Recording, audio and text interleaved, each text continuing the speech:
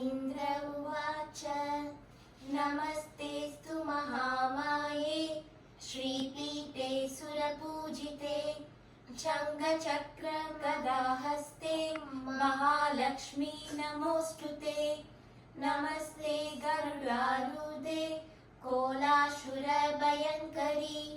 सर्वपापहरे देवी महालक्ष्मी नमोऽस्तुते। सर्वज्ञे सर्ववरदे सर्वदुष्टभयङ्करी सर्वदुःखहरे देवी महालक्ष्मी नमोऽस्तुते।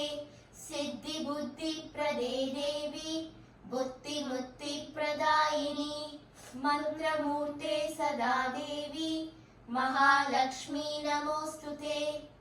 आद्यन्तरहिते देवी आदिशक्ति महेश्वरी योगज्ञे योगसम्भूते महालक्ष्मी नमोऽस्तुते।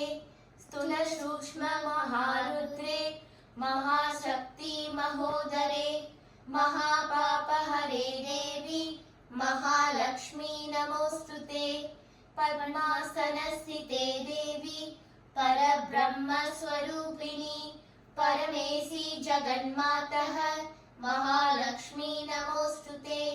श्वेताम्बरधरे देवी ज्ञानालङ्कारभूषिते जगत्स्थिते जगन्मातः महालक्ष्मी नमोऽस्तुते। महालक्ष्यात्मकं स्तोत्रं यापते भक्तिमान् नरः सर्वसिद्धिमवाप्नोति राज्यं प्राप्नोति सर्वदा। एककाले पते नित्यं महापापविनाशनं द्विकालं यप्पते नित्यं धनधान्यसमन्वितः त्रिकालं यप्पते नित्यं महाशत्रुविनाशनं महालक्ष्मीर्भवे नित्यं प्रसन्न